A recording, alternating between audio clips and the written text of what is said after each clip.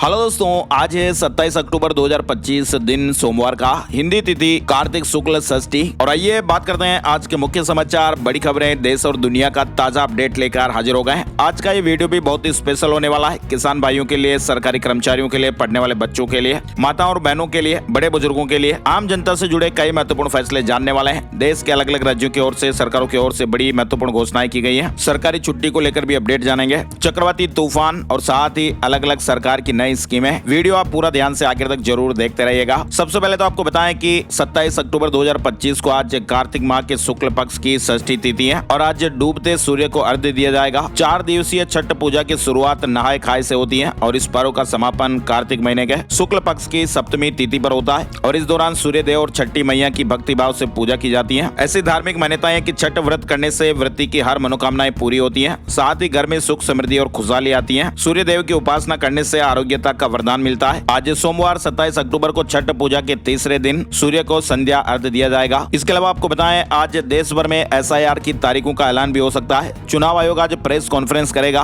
और पहले चरण में 10 से 15 राज्यों में रिवीजन होने को लेकर अपडेट है। दरअसल चुनाव आयोग सोमवार को देश भर में SIR करने का ऐलान करेगा। आयोग इसकी जानकारी शाम 4:15 बजे प्रेस कॉन्फ्रेंस में देगा। पहले चरण में 10 से 15 राज्यों में SIR होगी और ये वे राज्य होंगे जहां पर अगले एक साल में विधानसभा चुनाव होना है। असम, तमिलनाडु, पांडिचेरी, केरला और पश्चिम बंगाल में 2026 में विधानसभा चुनाव होना है। चुनाव आयोग के अधिकारी के मुताबिक उन राज्यों में SIR फिलहाल नहीं होगा जहां पर स्थानीय निकायों के चुनाव होने हैं। इसका कारण है कि निचले स्तर पर कर्मचारी उन चुनाव में व्यस्त होंगे और वे फिलहाल SIR के लिए समय नहीं निकाल पाएंगे। चुनाव के बाद इन राज्यों में SIR होगा। साथ ही देश भर में वोटर लिस्ट के विशेष गहन पुनरीक्षण यानी SIR का महाराष्ट्र के मुख्यमंत्री देवेंद्र फडणवीस ने भी समर्थन किया है। इधर आप देखिए, बिहार विधानसभा चुनाव और उपचुनाव को लेकर ECI ने सख्त निर्देश भी जारी कर दिए हैं। चुनाव आयोग ने स्पष्ट किया कि साइलेंस पीरियड के दौरान किसी भी प्रकार की चुनाव सामग्री, चर्चा, जनमत या एग्जिट पोल का प्रसारण या फिर प्रकाशन पूरी तरह से प्रतिबंधित रहेगा। एग्जिट पोल पर भी रोक रहेगी। चुनाव आयोग ने दोहराया कि टेलीविजन या रेडियो चैनलों और केबल नेटवर्कों को भी ये सुनिश्चित करना चाहिए कि उपरोक्त धाराओं में निर्दिष्ट 48 घंटों की अवधि के दौरान पालन किया जाए। टीवी पर भी किसी भी तरह से चुनाव को प्रभावित करने का कोई कार्यक्रम नहीं चलाया जाए। डिबेट में भी चुनाव प्रक्रिया या एग्जिट पोल को लेकर कोई भी सवाल जवाब नहीं किया जाए। वहीं चुनाव आयोग के अनियमितताओं के खिलाफ 1 नवंबर को विपक्षी दल मार्च निकालने जा रहा है। महाराष्ट्र से जुड़ी खबर है। मार्च से पहले शरद पवार से मिले संजय राउत। महाराष्ट्र में विपक्षी पार्टियों ने चुनाव आयोग की अनियमितताओं के खिलाफ 1 नवंबर को पूरे प्रदेश में मार्च निकालने का यह फैसला लिया है। इधर बिहार इलेक्शन 2025 से जुड़े और भी अपडेट चल रहे हैं। वक्फ अधिनियम की चर्चाएं भी एक बार फिर से हो रही है और इस संबंध में चर्चा करते हुए CPI ML लिबरेशन के नेता दीपांकर भट्टाचार्य ने कहा कि मेरी सरकार बनते ही वक्फ अधिनियम को रद्द करेंगे और इसे बिहार में किसी भी सूरत में लागू नहीं होने देंगे। तेजस्वी के बाद माले ने भी वक्फ कानून के खिलाफ आवाज उठाई है और कहा कि राज्य में लागू नहीं होने देंगे। इधर बिहार विधानसभा चुनाव के बीच ही जनता दल यूनाइटेड ने अपने सबसे चर्चित विधायक गोपाल मंडल को पार्टी से बाहर निकाल दिया है। उनके साथ ही कई अन्य नेताओं को भी निष्कासित किया गया है। लगातार दूसरे दिन जनता दल यूनाइटेड ने बड़ी कार्रवाई की है। इससे पहले शनिवार को भी पार्टी ने कई पूर्व मंत्री और विधायकों को पार्टी से निष्कासित कर दिया था। चलिए बड़ी खबर आप देखिए, प्रधानमंत्री नरेंद्र मोदी ने रविवार को 47वें एशियन शिखर सम्मेलन को वर्चुअली रूप से संबोधित किया और इस दौरान PM मोदी ने कहा कि भारत और एशियन मिलकर दुनिया की 25% जनसंख्या का प्रतिनिधित्व करते हैं। PM मोदी ने जोर दिया कि आसियान भारत की एक्ट ईस्ट पॉलिसी का स्तंभ है और दोनों के बीच सहयोग क्षेत्रीय स्थिरता और समृद्धि के लिए महत्वपूर्ण है। मन की बात का 127वां एपिसोड भी प्रसारित हुआ। PM मोदी ने छठ की बधाई दी है और कहा कि त्योहारों में स्वदेशी वस्तुओं की जबरदस्त खरीदारी हुई। PM मोदी के रेडियो शो मन की बात के 127वां एपिसोड रविवार को टेलीकास्ट हुआ।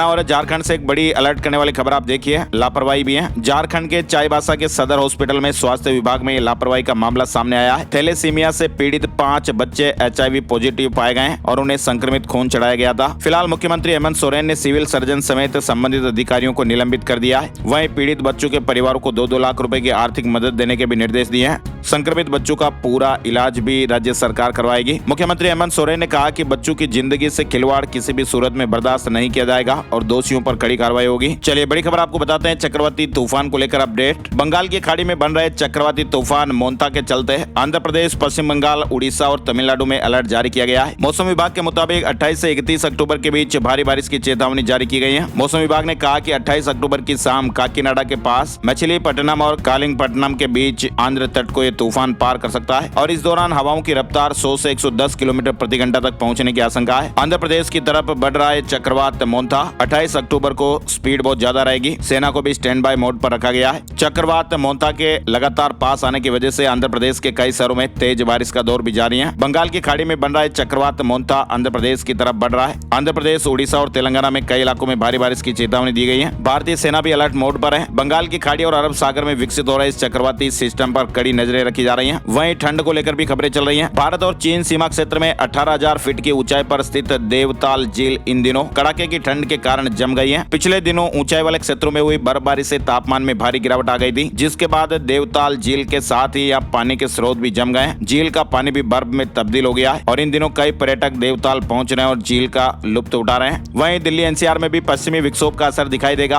और मौसम में बदलाव होगा। 27 और 28 अक्टूबर को बारिश की संभावनाएं बनेगी। दिल्ली में ठंड ने धीरे धीरे दस्तक देनी शुरू कर दी है और तापमान में भी गिरावट दर्ज की जा रही है। पश्चिमी विक्षोभ की वजह से दिल्ली और एनसीआर में 27-28 अक्टूबर को बारिश या बूंदाबांदी होने की संभावना है और ऐसे में प्रदूषण से कुछ हद तक राहत भी मिल सकती है। और उत्तर प्रदेश में भी मौसम का यू टर्न रहेगा। बंगाल की खाड़ी में बने चक्रवात से बेमौसम बारिश देखने को मिलेगी। चेतावनी जारी हुई है। उत्तर प्रदेश के आसमान पर भी फिर से बादलों की सक्रियता बढ़ने वाली है। अरब सागर और बंगाल की खाड़ी दोनों तरफ से बन रहे एक मौसम तंत्रों के चलते प्रदेश में अगले कुछ दिनों तक बेमौसम बारिश होने की संभावना जताई गई है। मौसम विभाग ने कहा कि सोमवार को बुंदेलखंड और पश्चिमी उत्तर प्रदेश के कई जिलों में हल्की बारिश की संभावनाएं रहेगी। साथ ही 27 से 31 अक्टूबर के बीच उत्तर प्रदेश के कई जिलों में गरज चमक के साथ हल्की से मध्यम बारिश का पूर्वानुमान है। हरियाणा में भी पश्चिमी विक्षोभ एक्टिव होगा। 2 दिन हल्की बारिश की संभावनाएं रहेगी। ठंड का आगाज भी होगा। हरियाणा में भी सोमवार से एक पश्चिमी विक्षोभ एक्टिव होने की संभावनाएं है, जिससे मौसम में बदलाव आएगा। दिन और रात का तापमान भी घटने लगेगा। बारिश से प्रदूषण भी घटेगा। चलिए बड़ी खबर आप देखिए। ओटीटी प्लेटफॉर्म पर नहीं सुनाई देगी गाली और गंदी बातें, सरकार शिकंजा कसेगी। प्लान तैयार हो गया है। ओटीटी प्लेटफॉर्म पर कार्यक्रम के दौरान आने वाली गाली और गंदी बातों को लेकर सरकार सख्त कदम उठाने की तैयारी कर रही है। सरकार इसे अभिव्यक्ति की स्वतंत्रता के नाम पर जारी रहने देने के पक्ष में नहीं है। सरकार अब सख्ती करेगी। चलिए बड़ी खबरें आपको बताते हैं। अमेरिका ने कहा कि पाकिस्तान से रणनीतिक संबंध बढ़ेंगे, लेकिन ये भारत की कीमत पर नहीं होगा। अमेरिकी विदेश मंत्री मार्को रूबियो ने कहा कि अमेरिका पाकिस्तान के साथ अपने रणनीतिक संबंधों को बढ़ाने का अवसर देखता है, लेकिन ये भारत के साथ उसके ऐतिहासिक और महत्वपूर्ण संबंधों के नुकसान के साथ नहीं होगा। वैसे आपको बताएं, पिछले 6 महीनों में अमेरिका और पाकिस्तान संबंधों में सुधार देखा गया है। वहीं उन्होंने कहा कि भारत को भी ये समझना होगा कि हमें कई अलग अलग देशों के साथ संबंध रखने होते हैं। हम पाकिस्तान के साथ अपने रणनीतिक संबंधों को बढ़ाने का अवसर देख रहे हैं। उन्होंने ये भी कहा कि भारत कूटनीति में बहुत परिपक्व है और अमेरिका पाकिस्तान के साथ जो कुछ भी कर रहा है वह भारत के साथ उसके गहरे ऐतिहासिक और महत्वपूर्ण संबंधों के नुकसान के रूप में नहीं देखा जाना चाहिए। उन्होंने कहा कि वैसे भारत के भी कई ऐसे देशों के साथ संबंध है जिनके साथ अमेरिका का कोई संबंध नहीं है। चलिए बड़ी खबर आपको बताते हैं। ड्रीमलाइनर पायलटों की ड्यूटी टाइम बढ़ाने पर बवाल मचा हुआ है और पायलट संगठन ने डीजीसीए से फैसला वापस लेने की मांग की है। दरअसल दोस्तों भी हाल ही में हुआ क्या कि डीजीसीए ने बोइंग 787 पायलटों की ड्यूटी 30 मिनट बढ़ाई। वहीं airline pilot association of India ने इस पर कहा कि ये थकान बढ़ाकर सुरक्षा पर असर डालेगा। बारिश के कारण भारत और बांग्लादेश मैच रद्द हो गया है। अब टीम इंडिया का सेमीफाइनल में ऑस्ट्रेलिया से सामना होगा। अब भारत सेमीफाइनल में 30 अक्टूबर को ऑस्ट्रेलिया का सामना करेगा। वहीं आप देखिए, एआई को भी लगी इंसानों वाली बीमारी, हो गया ब्रेन रोट का शिकार। यूजर्स को घटिया कंटेंट दे रहा है। अब तक दोस्तों ऐसा होता रहा कि ये ब्रेन रोट जो है वो इंसानों की मानसिक समस्या माना जाता था, लेकिन अब नई स्टडी ने ये जानकारी दी और बताया कि आर्टिफिशियल इंटेलिजेंस भी इस जाल में फंस चुका है। लगातार घटिया और सनसनीखेज डेटा से एआई की सोचने और समझने की क्षमता तेजी से घट रही है। आजकल सोशल मीडिया पर ब्रेन रोट शब्द तेजी से ट्रेंड कर रहा है। अभी हाल ही में एक रिसर्च हुई जिसने अपडेट दिया कि आर्टिफिशियल इंटेलिजेंस भी इस आधुनिक डिजिटल बीमारी से अछूता नहीं है। जांच में सामने आया कि जब किसी भी लार्ज लैंग्वेज मॉडल एलएलएम को बार बार भ्रमित करने वाले सनसनीखेज या फिर घटिया ऑनलाइन डेटा पर ट्रेन किया जाता है तो उसकी तर्क करने और समझने की क्षमता धीरे धीरे कम होने लगती है। इधर आप देखिए, जम्मू कश्मीर से बड़ी खबर। जम्मू कश्मीर के मुख्यमंत्री उमर अब्दुल्ला ने रविवार को राज्य का दर्जा बहाल करने को लेकर एक बड़ा बयान दिया है। उमर अब्दुल्ला ने कहा कि उनकी सरकार ने राज्य का दर्जा बहाल करने के लिए एक समय सीमा निर्धारित की है और अगर तय समय में राज्य का दर्जा बहाल नहीं हुआ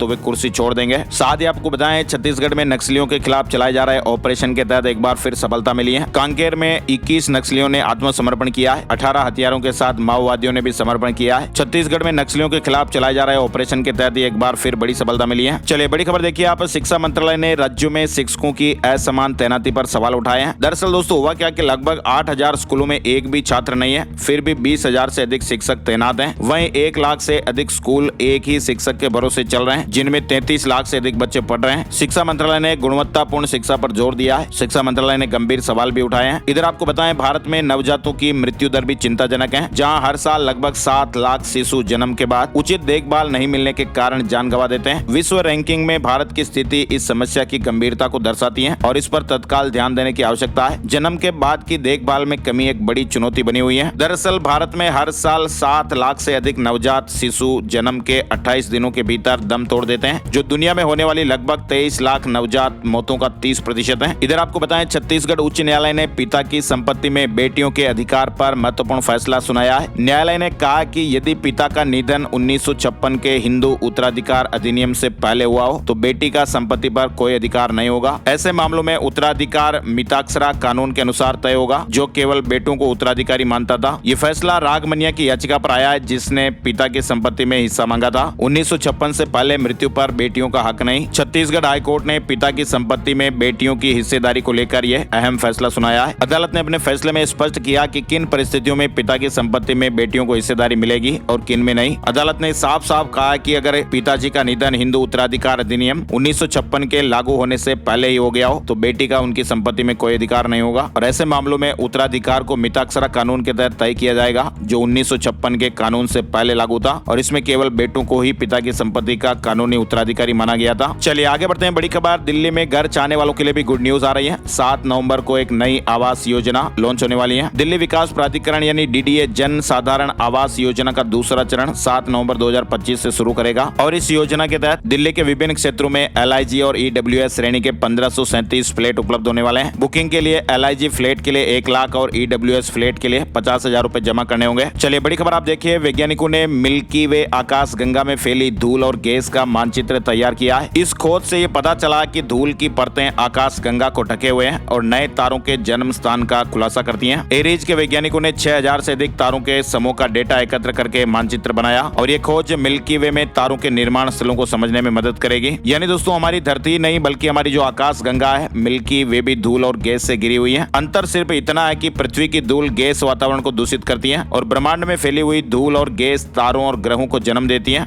और चीन ने बना ली दुनिया की सबसे फास्ट बुलेट ट्रेन। चीन जल्द ही CR 450 बुलेट ट्रेन लॉन्च करने वाला है, जिसकी टॉप स्पीड 450 किलोमीटर प्रति घंटा है और ये दुनिया की सबसे तेज चलने वाली ट्रेन है। CR 450 का प्री सर्विस ट्रायल चल रहा है और इसे जल्द ही व्यावसायिक इस्तेमाल के लिए शुरू भी किया जाएगा। इस ट्रेन को 0 से 350 किलोमीटर प्रति घंटे की स्पीड तक पहुंचने में 4 मिनट 40 सेकंड लगते हैं। और वैसे आपको बताएं, CR 450 इस बुलेट ट्रेन को डिजाइन करने में ही 5 साल का समय लगा है। इधर आपको बताएं, अमेरिकी राष्ट्रपति एशिया दौरे पर रवाना। जिनपिंग और ट्रंप की मुलाकात पर दुनिया की नजरें रहेगी। अमेरिका के राष्ट्रपति डोनाल्ड ट्रंप अपने इस कार्यकाल में पहली बार एशिया की यात्रा पर हैं और इस यात्रा के दौरान ट्रंप के निवेश समझौतों और शांति प्रयासों पर चर्चा करने की उम्मीद है। डोनाल्ड ट्रंप ने कनाडा पर 10% एक्स्ट्रा टैरिफ लगाया है। अमेरिका ने कनाडा पर 35% टैरिफ लगा रखा है और नए ऐलान के बाद अब ये 45% हो जाएगा। भारत और ब्राजील के बाद ये सबसे ज्यादा टैरिफ होगा। इधर आपको बताएं, मलेशिया में रेड कारपेट पर नाचे ट्रंप। कंबोडिया थाईलैंड के बीच शांति समझौता कराया। अमेरिकी राष्ट्रपति डोनाल्ड ट्रंप रविवार सुबह मलेशिया के दौरे पर पहुंचे थे और यहाँ उन्होंने रेड कारपेट पर स्थानीय कलाकारों के साथ डांस भी किया। पीएम मोदी ने भी वीडियो कॉन्फ्रेंसिंग के जरिए आसियान को संबोधित किया और पीएम मोदी ने कहा कि आसियान भारत की एक्ट ईस्ट नीति का सबसे अहम हिस्सा है। साथ ही आपको बताएं, बिना JEE क्लियर किए भी IIT में एडमिशन मिलेगा। IIT खड़गपुर में सर्टिफिकेट्स और मेडल्स के आधार पर एंट्री होगी। सेशन 2026 के लिए जल्द ही गाइडलाइन जारी होने वाली है। लंबे समय तक देश के टॉप इंजीनियरिंग कॉलेज यानी IITs में एडमिशन के लिए JEE एडवांस एकमात्र राह बना रहा, लेकिन IIT खड़गपुर इसे बदलने जा रहा है। एकेडमिक सेशन 2026 से इंटरनेशनल ओलंपियाड्स में बेहतरीन परफॉर्मेंस वाले स्टूडेंट्स और नेशनल इंटरनेशनल लेवल पर किसी भी स्पोर्ट्स में मेडल्स जीतने वाले स्टूडेंट्स बिना JEE रैंक के भी एडमिशन पास करेंगे। उत्तराखंड से 10,000 लोगों ने देखा कैलाश पर्वत, भावुक हुआ एक श्रद्धालु। ये साल आदि कैलाश जाने वाले यात्रियों के लिए सुखद रहा। भगवान शिव के प्राचीन निवास स्थल आदि कैलाश आने वाले 30,000 यात्रियों में 10,000 यात्री ऐसे थे जिन्हें तिब्बत में स्थित कैलाश पर्वत के दर्शन करने का सौभाग्य मिला। दिल्ली में एक छात्रा पर एसिड अटैक की घटना सामने आई है। दोनों हाथ झुलस गए। DU के लक्ष्मीबाई कॉलेज की स्टूडेंट है। 3 युवकों ने हमला किया था। पुलिस ने मामला दर्ज कर जांच शुरू कर दी है। इधर तमिलनाडु में फर्जी इरिडियम की डीलिंग में 27 लोग गिरफ्तार हुए हैं। करोड़ों का लेन देन कर रहे थे। CBI और CID ने कस्टमर बनकर पकड़ा है। तमिलनाडु पुलिस की crime branch criminal investigation department ने एक बड़े वित्तीय घोटाले का भंडाफोड़ करते हुए 27 लोगों को अरेस्ट किया। वहीं आप देखिए, छत्तीसगढ़ में बिकने वाली 9 दवाइयां अमानक पाई गई, एक नकली मिली। देश भर में 112 दवाइयां क्वालिटी चेक में फेल हुई है। वहीं भाखड़ा बांध सुरक्षा CISF को सौंपी सौंपी गई है। 296 जवान तैनात किए गए हैं। केंद्र सरकार ने मंजूरी दी थी। यानी भारत की महत्वपूर्ण बुनियादी ढांचा परियोजनाओं में से एक भाखड़ा बांध परियोजना की सुरक्षा अब केंद्रीय औद्योगिक सुरक्षा बल यानी CISF के हवाले कर दी गई है। देहरादून में 7 लाख रुपए में बिकी 0001 नाम की नंबर प्लेट, दूसरी 0005 6,73,000 में 25,000 से बोली शुरू हुई थी। वहीं बद्रीनाथ धाम में चल रहे रिवर फ्रंट के कार्य रुके। पीएम मोदी के ड्रीम प्रोजेक्ट के तहत काम हो रहा था। धाम को होने वाले संभावित खतरे का अध्ययन होगा। चमोली में स्थित बद्रीनाथ धाम में पीएम मोदी के ड्रीम प्रोजेक्ट के तहत चल रहे रिवर फ्रंट के कार्यों को फिलहाल रोक दिया गया। ये रोक तप्त कुंड से लेकर ब्रह्म कपाट तीर्थ तक के निर्माण कार्यों पर लगाई गई है। पीएमओ के विशेषज्ञ अब अलकनंदा नदी के मूल प्रवाह का अध्ययन कर रहे हैं। वहीं देखिए उत्तराखंड में सफर महंगा होगा। बाहरी वाहनों पर ग्रीन टैक्स लगेगा। 24 घंटे के लिए वो मान्य रहेगा। इसके अलावा उत्तराखंड सरकार के प्रयासों से प्रदेश में पर्यटन और तीर्थाटन लगातार बढ़ रहा है। पर्यटन विभाग के आंकड़ों के मुताबिक उत्तराखंड में बीते 3 साल में 23 करोड़ से अधिक पर्यटक पहुंच चुके हैं। पर्यटन तीर्थाटन को बढ़ावा देने के लिए जारी पुष्कर सिंह धामी सरकार के प्रयास रंग लाने लगे हैं। इसके अलावा होम स्टे, होटल, ढाबा संचालकों, महिला स्वयं सहायता समूह से लेकर परिवहन कारोबारियों तक की आजीविका को सहारा मिला है। चलिए बड़ी खबर आप देखिए। कांग्रेस नेता और पूर्व पर्यावरण मंत्री जयराम रमेश ने भारत में बढ़ते वायु प्रदूषण को एक गंभीर जन स्वास्थ्य आपदा बताया है, जो न केवल फेफड़ों को नुकसान पहुंचा रहा है बल्कि दिमाग और शरीर पर भी गहरा असर डाल रहा है। क्या सोने चांदी में और आएगी बड़ी गिरावट? एक्सपर्ट ने क्या संकेत दिए हैं, कुछ अपडेट आपको बताते हैं। दरअसल सोने की कीमतें भी हाल ही में 10 हफ्तों में पहली बार गिरी हैं और इसके पीछे का कारण मुनाफा वसूली, कमजोर मांग और मजबूत डॉलर है। सोने और चांदी के दामों में अगले हफ्ते भी दबाव देखने को मिल सकता है और खबरें हैं कि अगले हफ्ते घरेलू बाजार में सोने की कीमतें कुछ हद तक स्थिर रह सकती हैं। विशेषज्ञों ने कहा कि निवेशक प्रमुख केंद्रीय बैंकों की बैठकों और वैश्विक व्यापार घटनाओं पर भी नजर बनाए हुए हैं। वहीं देखिए आप बेंगलुरु में ट्रैफिक समस्या को खत्म करने की तैयारी, शहर के बाहर बनेगा टेक हब। बेंगलुरु की ट्रैफिक समस्या को खत्म करने के लिए राज्य सरकार और टेक कंपनियों ने मिलकर काम करने पर सहमति जताई है और इसके लिए सरकार बेंगलुरु के बाहर एक नया टेक्नोलॉजी सिटी भी विकसित कर सकती है। ओपन AI के यूजर्स बना सकेंगे गाना, टेक्स्ट और ऑडियो को म्यूजिक में बदलेगा ये नया टूल। एकदम नया टूल आया है। ओपन AI अब संगीत की दुनिया में भी ये नया अध्याय लिखने जा रहा है। कंपनी एक ऐसा इनोवेटिव टूल विकसित कर रही है जो सिर्फ टेक्स्ट या ऑडियो इनपुट से संगीत तैयार कर सकेगा और ये टूल वीडियो के बैकग्राउंड स्कोर या वोकल ट्रैक के लिए भी म्यूजिक तैयार कर सकेगा। इधर आपको बताएं एलन मस्क की कंपनी स्टारलिंक ने भारत में अपनी सैटेलाइट इंटरनेट सर्विस शुरू करने से पहले सिक्योरिटी ट्रायल्स शुरू कर दिए हैं। हिमाचल सड़क परिवहन निगम HRTC ने हिम परिवहन कार्ड योजना शुरू की है जिससे यात्रियों को किराए में छूट मिलेगी और इसके लिए निगम ने एक पोर्टल यानी एक वेबसाइट भी बनाई है जिससे आप कार्ड बनवा पाएंगे। हिमाचल प्रदेश में GPF भुगतान में अब देरी नहीं होगी। नई व्यवस्था लागू, अनियमितताओं पर भी अंकुश लगेगा। दरअसल दोस्तों हिमाचल प्रदेश सरकार ने GPF भुगतान प्रक्रिया को ऑनलाइन कर दिया है और ऐसे में सेवानिवृत्त कर्मचारियों को अब देरी नहीं होगी। वित्त विभाग ने एक नई SOP जारी की है जिसके तहत DDO ई-बिल्स के माध्यम से सीधे ही AG ऑफिस को भुगतान अनुरोध भेज पाएंगे। सत्यापन प्रक्रिया में लगने वाला समय भी बचेगा और अनियमितताओं पर भी अंकुश लगेगा। इधर आप देखिए पश्चिम बंगाल से सप्लाई हो रहे नकली नोट। अलीगढ़ में नकली नोटों के साथ एक आरोपी पकड़ा गया था। चंडीगढ़ नगर निगम वार्डों के रिजर्वेशन में बदलाव होगा। आरक्षण सूची भी बदलेगी। राजनीतिक दलों को 33% महिलाओं को देनी होगी टिकट। इस तरह की तैयारियां हो रही हैं। वहीं चंडीगढ़ में अब सिंगल विंडो पोर्टल पर शिकायतें हो पाएगी। घर में इंटरनल पार्टीशन वायलेशन नहीं, वेंडर्स का ID कार्ड भी बनेगा। कई महत्वपूर्ण फैसले लिए गए। Chandigarh residents association welfare federation की बैठक हुई है और इसमें कई अलग अलग महत्वपूर्ण निर्णय लिए गए। पंजाब में 112 दवाइयों की बिक्री पर रोक लगाई गई है। मानकों पर खरा न उतरने पर CDSCO ने बैन लगाया। स्वास्थ्य मंत्री ने आदेश जारी किए हैं। इधर आप देखिए जरूरतमंदों के लिए गुड न्यूज भी है। हरियाणा को लेकर ये बड़ी खबर है। मुख्यमंत्री राहत कोष से अब ऑनलाइन आवेदन करने पर 15 दिन में सहायता मिलेगी। ये नई प्रक्रिया पारदर्शिता लाएगी और मरीजों को त्वरित मदद देगी। पहले क्या होता था, ऑफलाइन आवेदन में अधिक समय लगता था, मरीजों को परेशानी भी होती थी, लेकिन अब ऑनलाइन सुविधा से समय की बचत होगी और इलाज के लिए जो वित्तीय सहायता है वो आसानी से उपलब्ध हो पाएगी। मुख्यमंत्री राहत कोष के तहत अब पात्र व्यक्ति सरल पोर्टल के माध्यम से ऑनलाइन आवेदन कर सकते हैं। इसमें मेडिकल बिल, OPD बिल और अन्य आवश्यक डॉक्यूमेंट भी अपलोड करने होंगे। आवेदन स्वीकृत होने के बाद सहायता राशि सीधे ही लाभार्थी के बैंक खाते में ट्रांसफर हो जाएगी और यदि कोई बीमारी आयुष्मान भारत जन आरोग्य योजना में कवर नहीं है तो आयुष्मान कार्डधारी भी मुख्यमंत्री राहत कोष से सहायता प्राप्त कर सकेंगे। चंडीगढ़ में 20 करोड़ से बनेगा अंतर्राष्ट्रीय स्तर का इंडोर क्रिकेट स्टेडियम। BCCI ने मंजूरी दे दी है। खिलाड़ियों के लिए गुड न्यूज है। और पंजाब के पूर्व DIG बुल्लर का विदेशी कनेक्शन भी सामने आया है। दुबई में 2 और कनाडा में 3 फ्लैट मिले हैं। CBI को लुधियाना में 20 दुकानों का भी पता चला है। CBI ने बुल्लर का पासपोर्ट अपने कब्जे में लिया हुआ है और इसके माध्यम से अब उनके विदेश दौरों की डिटेल भी जुटाई जा रही है। इधर आप देखिए चंडीगढ़ कार्निवाल इस बार 14 नवंबर से शुरू होगा। 3 दिन विभिन्न प्रकार की कलाओं और 15 राज्यों के व्यंजनों का आनंद ले पाएंगे। चंडीगढ़ प्रशासन ने चंडीगढ़ कार्निवाल की तारीख फाइनल कर दी है। इस बार 14 से 16 नवंबर तक इसका आयोजन होगा। विभिन्न प्रकार के कला वर्कशॉप और फोटोग्राफी एग्जीबिशन भी होगी। लोग 15 राज्यों के व्यंजनों का स्वाद भी ले पाएंगे। शाम को कलाकारों की प्रस्तुतियां भी होंगी। लखनऊ में जुटेंगे 10,000 माध्यमिक शिक्षक। 10 नवंबर से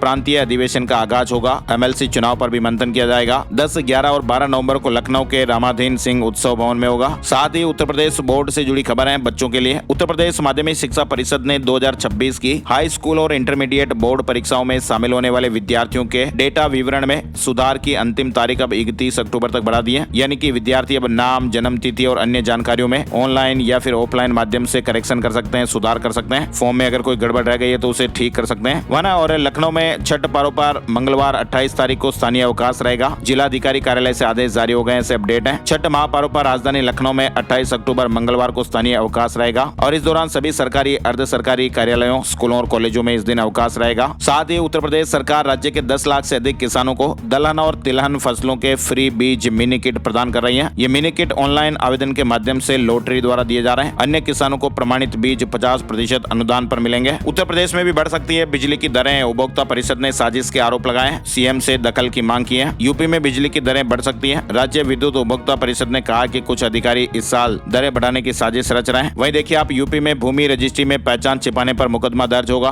जांच के बाद होगा बेनामा। भूमि रजिस्ट्री के दौरान पहचान छिपाने पर आजमगढ़ में अब मुकदमा दर्ज किया जाएगा। सरकार ने धोखाधड़ी रोकने के लिए सख्त कदम उठाए हैं। रजिस्ट्री से पहले दस्तावेजों की गहन जांच की जाएगी। गड़बड़ी पाए जाने पर बेनामा नहीं किया जाएगा। साथ ही आप देखिए अयोध्या से जुड़ी खबर। सर्दियां आते ही बदल गई रामलला की दिनचर्या भी। आरती और शयन के साथ भोग में भी बदलाव हुआ है। बालक राम को सर्दी ना लगे, इसके लिए अब उन्हें हल्के गर्म पानी से नहलाया जाएगा। सर्दी जुकाम रोकने के लिए ड्राई फ्रूट का भोग भी लगेगा। राजस्थान से जुड़े अपडेट में आप देखिए, राजस्थान में 24 नवंबर से खेलो इंडिया यूनिवर्सिटी गेम। खेल मंत्री मनसुख मंडाविया ने जानकारी दी है। 5वां खेलो इंडिया यूनिवर्सिटी गेम्स राजस्थान के 7 शहरों में 24 नवंबर से 5 दिसंबर के बीच आयोजित होंगे। वहीं राजस्थान में अंता उपचुनाव से पहले निर्दलीय नरेश मीणा और कांग्रेस नेता प्रहलाद गुंजल का पोस्टर वायरल होने से सियासी हलचल भी मच गई। गुंजल ने इसे फर्जी बताते हुए स्पष्ट किया कि वे कांग्रेस प्रत्याशी प्रमोद जैन भाया के साथ हैं और उनकी तस्वीर का दुरुपयोग हुआ है। 12 में अंता विधानसभा उपचुनाव से पहले राजनीति गर्मा गई। सोशल मीडिया पर वायरल एक पोस्टर ने सियासी हलचल तेज कर दी और इसमें निर्दलीय प्रत्याशी नरेश मीणा के साथ कांग्रेस नेता प्रहलाद गुंजल की तस्वीर दिखाई दे रही है। हालांकि कुछ ही घंटों बाद प्रहलाद गुंजल ने सार्वजनिक रूप से इसका खंडन करते हुए इसे पूरी तरह भ्रामक बताया। इधर आप देखिए, राजस्थान में डीडवाना प्रशासन ने शिक्षा के क्षेत्र में एक महत्वपूर्ण पहल की है। 400 से अधिक गवर्नमेंट स्कूलों को भूमि पट्टे मिलेंगे। उदयपुर से 6 बड़े शहरों की कनेक्टिविटी बढ़ेगी। दिल्ली मुंबई के लिए स्पाइस जेट की 2 नई फ्लाइट चलेंगी। जयपुर जाने वालों को भी फायदा रहेगा। उदयपुर के महाराणा प्रताप एयरपोर्ट पर रविवार से ही विंटर शेड्यूल लागू कर दिया गया। ये शेड्यूल 28 मार्च 2026 तक चलेगा और नए शेड्यूल के तहत अब उदयपुर से 6 प्रमुख शहरों यानी दिल्ली, मुंबई, जयपुर, बेंगलुरु, हैदराबाद और इंदौर के लिए आपको फ्लाइट मिलेगी। वहीं स्पाइस जेट एयरलाइंस भी 6 नवंबर से उदयपुर से अपनी 2 नई फ्लाइट सेवाएं शुरू कर रही है। साथ ही आप देखिए, राजस्थान में 67 RAS अफसरों के तबादले हुए हैं। 30 SDM भी बदले गए। गजेंद्र राठौड़ होंगे माध्यमिक शिक्षा बोर्ड के सचिव। वहीं कर्मचारी चयन बोर्ड के सचिव का भी ट्रांसफर हो गया है। राजस्थान सरकार ने प्रशासनिक फेरबदल करते हुए 67 RAS अफसरों के तबादले किए हैं। मध्य प्रदेश में भी फिर बारिश का दौर। श्योपुर में 2 इंच बरसात। भोपाल, इंदौर समेत 20 जिलों में पानी गिरा। फिलहाल 2-3 दिन तक आंधी बारिश का कई इलाकों में अलर्ट रहेगा। साथ ही आपको बताएं, भोपाल में त्वचा रोग विशेषज्ञों की 2 दिवसीय क्यूटीकॉन MP 2025 कॉन्फ्रेंस हुई, जिसमें विशेषज्ञों का यह कहना है कि भारत में एक नया फंगस तेजी से फैल रहा है और इस वजह से रिंगवर्म यानी दाद के मरीज ठीक नहीं हो पा रहे हैं। वहीं मेडिकल स्टोर से सीधे यानी ओवर द काउंटर खरीदी जा रही दवाइयां भी इलाज नहीं बल्कि त्वचा को जला रही हैं। साथ ही आप देखिए, ग्वालियर हाई कोर्ट की एकल पीठ ने भाई बहन के संपत्ति विवाद में एक महत्वपूर्ण फैसला सुनाया है। कोर्ट ने स्पष्ट किया कि किसी विक्रय पत्र पर केवल सहमति देने वाला व्यक्ति यानी कंसेंटर अपने हस्ताक्षर मात्र से विक्रेता नहीं माना जा सकता और ऐसे व्यक्ति का संपत्ति पर स्वामित्व समाप्त नहीं होता है और न ही वह अपने हिस्से को त्याग देता है। कोर्ट ने भाई बहन के संपत्ति विवाद में यह महत्वपूर्ण फैसला सुनाया। रजिस्ट्री पर केवल सहमति देने वाला विक्रेता नहीं, अधिकार खत्म नहीं होते हैं। अब इसकी डिटेल जो है आप स्क्रीन पर देखिए। इधर आप देखिए, महाराष्ट्र की कोयला खदान परियोजना का छत्तीसगढ़ से विरोध। पद्मश्री शमशाद बेगम ने राष्ट्रपति को पत्र लिखा और कहा कि जन सुनवाई दोषपूर्ण रही, 10 गांव उजड़ जाएंगे। SBI बैंक से जुड़ा अपडेट भी आया है। स्टेट बैंक ऑफ इंडिया अगले 5 महीनों में 3500 ऑफिसर पदों पर नियुक्तियां करेगा। 3000 CBO पदों पर भी विचार किया जा रहा है। इस हफ्ते शेयर बाजार में तेजी की उम्मीद है। सोमवार 27 अक्टूबर से शुरू होने वाले हफ्ते से शेयर बाजार में तेजी का अनुमान व्यक्त किया गया है। वहीं 31 अक्टूबर से